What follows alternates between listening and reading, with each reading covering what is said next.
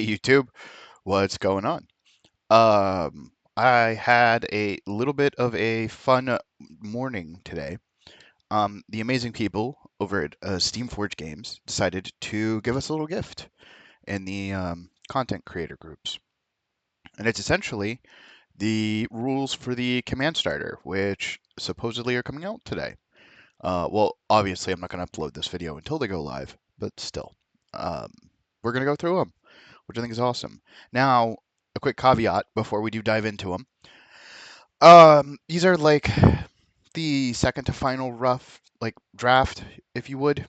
There will be some cleanup. There's some grammar correction stuff like that that needs to happen compared to what's going to go live. But this is as close as to what's going to go live as possible. So let's jump into it. Starting with our caster, we have Captain Buck Hasker. If I can get a regular picture of the mini, I'll throw it up during editing. On a 30mm base, so small, which makes sense. He's a scout warcaster, which I'm glad they do that with the command starters, because when Privateer Press first launched Mark IV, the air quotes introductory boxes, the caster and the two, I guess now they'd be considered the battle group boxes. Those weren't scout warcasters. So, like, in the rules, it states if you're going to play a 30-point game, you have to use a scout warcaster. But the old boxes didn't have it while the new ones do. So back on track. Unbreakable. So he can bounce out of combat if he gets tied up. Pretty standard. Tough. Pathfinder. And of course, multi-attack. So what does he do? He's got Field Marshal Prowl. So everything in his battle group gains Prowl. Killing Spree. When he destroys one or more enemy models with a melee attack during his combat action. After that attack is resolved, he can advance up to 1 inch and make an additional melee attack. So you can just completely gut smaller units, which is great. And then he has Prowl, of course, because he field marshals it, so he's going to have it too, because he's in his own battle group. While this model has concealment, it gains stealth. Speed 6, so he's decently, average speed. Arcane attack value of 6, a mat of 7, a rad of 6, a defense of 15, and an armor of 16. That's not bad for a warcaster. And then he's a 6/12. And you'll notice with most casters, their control range is usually double whatever their arc stat is. So that's not bad. Okay, next one is the next slide is his weapons. So he has the Mechanica Grenade, which is Rat 6, Range 6, Rate of Fire 1, AoE 2, POW 14/8. So 6-inch range is kind of rough. So he's going to want to be close. It is magical, so it will be able to hit ghosts and stuff, which is nice. And then it has the option of choosing a special rule. So a model directly hit. When this model directly hits another model with this weapon, upkeep spell and animate a text bolt. When this model directly hits a warjack, oh, it's improved X-Bolt because you can also do disruption. That's gross. Disruption is basically, hey, you can't gain focus, and it does a lot of stuff. It's very bad for warjacks. Empowered attack, it gains +2 on its damage rolls, so that basically makes it a POW 16/10. That is gonna cause some problems. Like even if he was just like in a mirror match hitting himself, I mean he's armor 16, so at that point you're straight dice if you're empowering your attack in a mirror, which is really good. And then kinetic grip, when a model is directly hit by this attack, it suffers -2 speed for 1 round. That's not bad. The range 6 kind of sucks, but the rest of it's amazing. And then we have the hand cannon, Rat 6, range 12, rate of fire 1, POW 12 with pistol, and reload 1. So he's got the ability to shoot a couple times. And then the next one we have is his melee weapon, his feat, and the start of his spells. So Fang is Mat 7, range 1, POW 12, magical. That's not amazing, but, we've seen worse. With Grievous. Grievous is not bad, especially if you get in there and you got to kill some trolls or something. And then his feat. I love his feat. Minefield. Place 3 mine tokens anywhere completely within his control range. Enemy models treat the area within 3 inches of a mine token as rough terrain. When an enemy model enters is placed or ends its activation within 3 inches of a mine token, roll a dice for each model. On a result of 1 to 3, nothing happens. On a 4 through 6, they take a POW 14 damage roll and are knocked down. Models disabled by mine tokens may not make a tough roll. Oh god, so it's just straight Grievous on that thing. Well, minus the anti-healing. And Minefield lasts for 1 round, and when Minefield expires, remove the remaining tokens from play. Enemy models. My question on this is this considered an attack roll from him? Can we boost those from him? If it is. Like, there's some rule clarifications I need to get on this, because if the mind damage is considered an enemy attack, and it is considered from a source of him, then you could boost those. And a POW 14 boostable just because you walked in is kind of gross. We will probably find out. That one needs some clarification. All right, and then on to his spell rack. And he's got 2 rack slots, which is kind of average. The first spell that we have is Cursed Fate. Target model/unit suffers -2 defense. When a damage roll resulting from a direct hit fails to exceed the arm, the model suffers. Okay, so it's -2 defense, and if you don't proceed the armor, it's anatomical precision. It's not bad. Especially as a debuff. Makes hitting easier, and then if they're a big armor target, you can always ping them for 1. All right, and then the other 2 spells that he has is Escort and Veil of Mists. Veil of Mist makes sense because that combos with what he provides. He gives everybody the ability that, hey, if you have concealment or whatever, you gain stealth. Prowl, there we go. So he can just put a cloud template out, which will give concealment, which is nice. And then Escort, which was +2 speed. And that's really good because it makes everybody speedy, which is in his lore, if you read that, is what he wants to do. So we have the rack spells, the spell options for the army as a whole. So this is for all Gravediggers, not just him. This is the spell rack. So we have Rhythm of War. Warjacks in this model's battle group or in its control range can advance up to 3 inches after friendly models have entered their activation on your turn. Okay. Everybody moves 3. That's really good, especially with what he wants. Rift. Center a 3-inch template on the model directly hit. The template is rough terrain and remains in play for 1 round. Okay. So it's range 10, cost 3, POW 13. That's not bad. Just a little pew. Rock Wall's always great. Just here's a wall template. Second Sight is Eyeless Sight, which is always great. Silent of Death on here? Yeah, it is. So we're going to zoom in and then scroll down.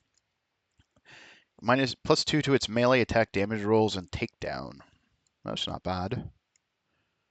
And then we have Arcane Shield. Factual model / unit. So it hits whole units. 3 armor. That's not bad. It's really good, actually. Enemy Hexbolt, basically. But on enemies instead of, yeah, well, Hexbolt's also enemies. Dash. He probably won't get much use of that, but +1 speed, that's not bad. Decel, which is always amazing. Put this on the caster, and then Arcane Shield up a unit, and that's +5 armor. That's just gross. That's so good. If they've got a shield guarding Jack, that's so good.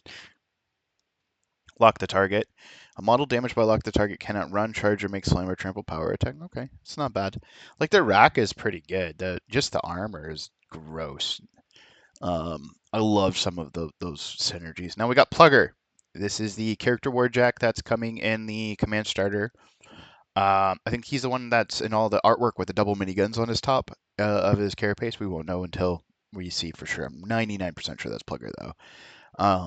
50 mil, obviously. Speed 5. Mat 8. Rat 6. Defense 12. Arm 19. Okay. Advanced deploy. No ambush, though. Construct, obviously. Headbutt. Pathfinder.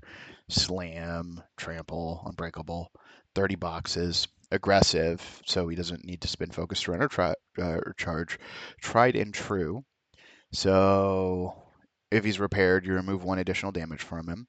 And the first weapon we see is the Metal Storm Cannon. Volume Fire, Rat 6, range 10, rate of fire D3 +1, POW 12. It's a fun gun. You know, everybody's seen the miniguns, which makes sense if this is the Jack that I was thinking with the 2 cannons on his carapace. Um, so that means he's a rat 8 if he's shooting up against a 50 mil or higher, PAL 14. So pretty average for what that is, especially since like if you go into like a K or Jack, your dice anywhere from -6 to -8 to -10. It's a little rough, but still it'll do good against most other things. Yeah, we always love a good volume fire gun. Next we have his head slots. So he gains extended control range, which means our gentleman caster here is what, 24 inches, which makes sense if he's going to advance to play. I wish we had ambush. Killing spree, same thing as a caster. Sprint. Oh wow, yeah. At the end of an activation, which he killed a dude, you can just full move. That's lovely. That's so good. And then we have the right arm, which is the trench ripper, which is combo strike and critical decap. Range 1 though on a POW 16 weapon. Now, what's his point value supposedly clocking in at 17? I'm kind of sad that the Trench Ripper isn't a little bit higher on power. Like 17 to 18 might be better. 1 inch range is also kind of rough. What's his other? No, it's just 2 Trench Rippers. So combo strike. Combo strike is why it's not higher. Because with combo strike, if you use combo strike, it's PAL 20. That makes a lot more sense. I should have. I even said combo strike, didn't even realize. And then critical hit, double the damage exceeding the armor. That's gross. If this thing combo strikes you and crits in the process, you are going to have a horrific time. Like even against Kador Drex, if their armor 22, your dice -2, boost damage on a crit. Ugh.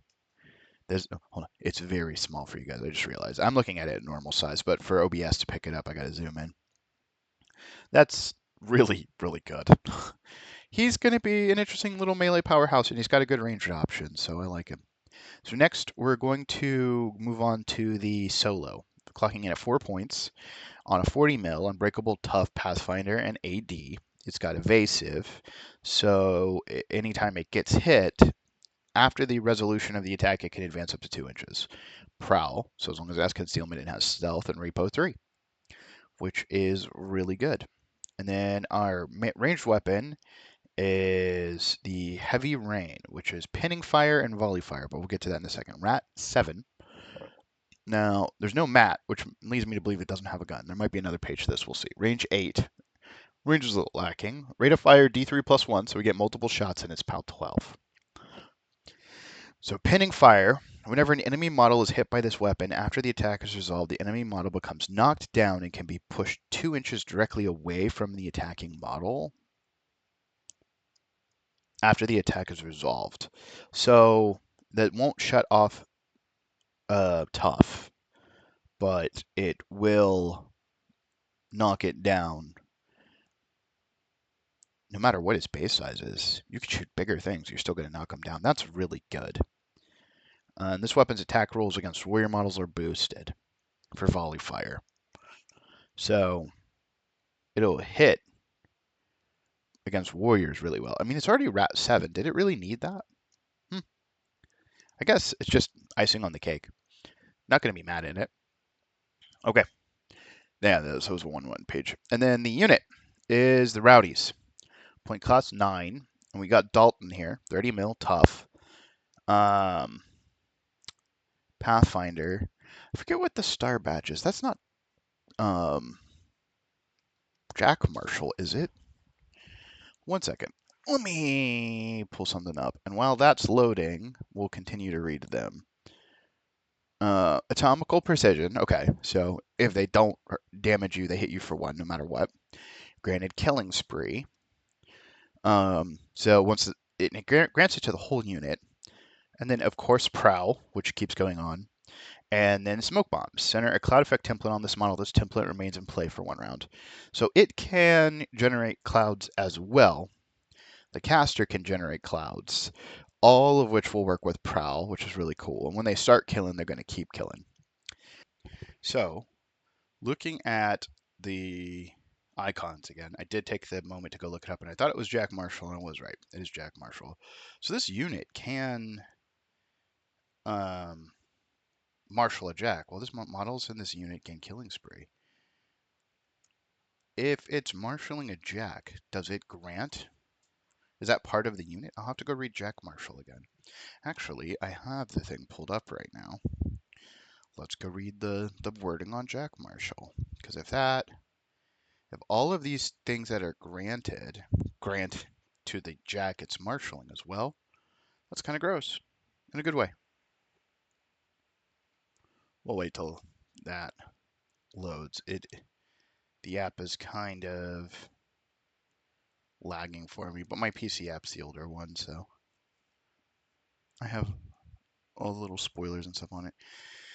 With the Jack Marshal advantage, they are specific who command the warjacks through a combination of gestures. They're not as efficient as warcasters, can guide a warjack. Jack Marshals can begin the game controlling a warjack. These warjacks are not part of any warcaster or battle group. A Jack Marshal can control up to one faction warjack at a time. Only a warjack can run, charge, and make power attacks without spending focus.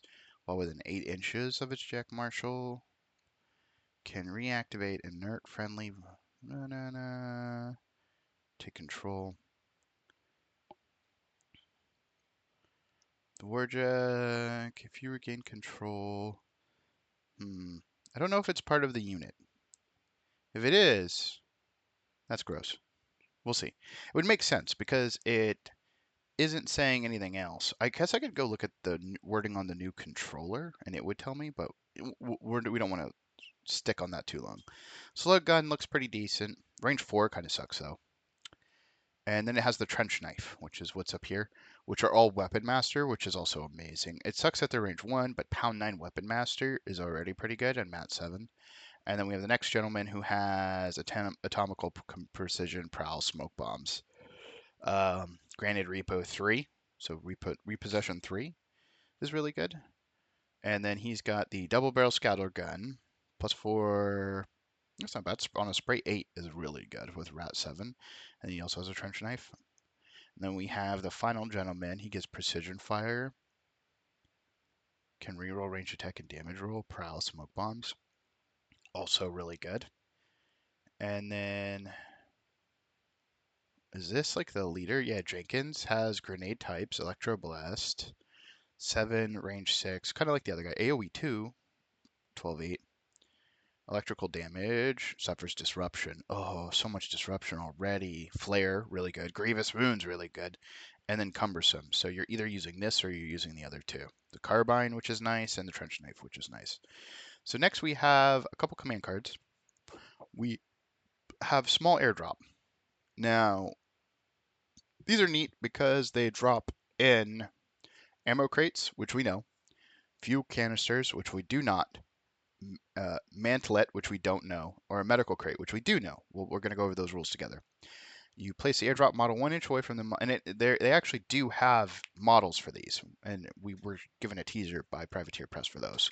So the ammo crate, whenever a friendly Gravedigger model within 2 inches of this model makes a ranged attack during its activation, you deal the ammo crate 1 damage, and then the attacking model gains either +2 range or +2 POW, which is really good. And a model can only benefit from 1 bonus per attack. Arcane ammunition. As long as you're within 2 inches, your stuff gains magical. Nice. It can't be repaired, damage can't be removed from it, and it can't contest, and it's immobile. That's fair. So you can just drop this in wherever you want. But your opponent can also hit it. Defense 5, arm 18, makes sense. Even though it's got constructs, it can't be repaired. Oh, and here's the ammo crate. So they gave it to us twice. This is the medical crate. This one I find interesting. So the medical crate, battlefield medicine. When a friendly model with tough is disabled while within 2 inches of this model, it can cause the model to suffer 1 damage point. If so, the medical crate takes 1. It can cause this model to suffer 1 damage point. If it does, remove 1 damage point from the model with tough, is no longer disabled, and does not become knocked down. So it's like, as long as you're close to a medical crate, you just tough through it. You don't care. Crate, immobile, medical crate. Oh, wait, this is something else. During a friendly faction model, deal 1 damage, remove 2 or D3 plus 2 damage, or return a grunt. That's good. So it's got the ability to revive stuff or heal stuff. That's really good. And then we got another command card spoiled for us, which I think is really cool, um, which is military engineering. Play this card anytime during your turn. When you play this card, you can choose to either immediately remove a defense from the table, so Sapper, or to cause a friendly warrior model to become dig in. I think this is one of the things that they said they needed to correct the grammar on. It dug in, dig in, uh, gain the dig in status. A model with dig in gains cover, gains resistance blast, and does not block line of sight. The model remains dug in until it moves, is placed, or engaged yet. So this is one of the ones that they said that they were going to have to clean up. And then here is a photo of the little boys. This is, I believe, the ammo crate, and this is the medical crate. So interesting spoilers. I definitely need to find out if the warjack is considered part of the unit, because if it is, then that unit of guys gets a lot more devastating, because they now can grant precision fire, which is a reroll on ranged. They gain repo 3, and they gain killing spree. So like all of that put on Plugger is kind of gross. Like Plugger's already aggressive, has tried and true, can basically just do what he needs to do. Like his range gets better. His melee will get better with killing spree, because he doesn't. He already has killing spree. So I guess Plugger really wouldn't benefit too much from it, but others could, like 100%. And we've noticed a theme in the sense that most like everybody has AD, right? Even Plugger. And the Warcaster I can't have AD, I don't think. But the solo, does it have AD? Yeah, it does AD, and the Rowdies have AD. So it's like this whole army can start up the field more than everything else, and kind of just push in very quickly. Their rack isn't bad. It's very synergistic. I love the idea of these crates, the ability to just airdrop in what you need. It'll be interesting to see if you can only do one of these per game or multiple. We'll find out. Wink. But overall, I'm stoked for this. I can't wait to see. I'm hopefully able to pick up a set. I am not going to Adepticon, but I have some friends that are going to Adepticon if I can't get them sooner than that. But yeah, that's where we're going to end the video. I hope you guys like this little sneak peek into the command starter. Hopefully, Steamforge gives us more of these, which would be amazing. I love being able to kind of like poke through this stuff early. And I will see you guys in the next one. Peace.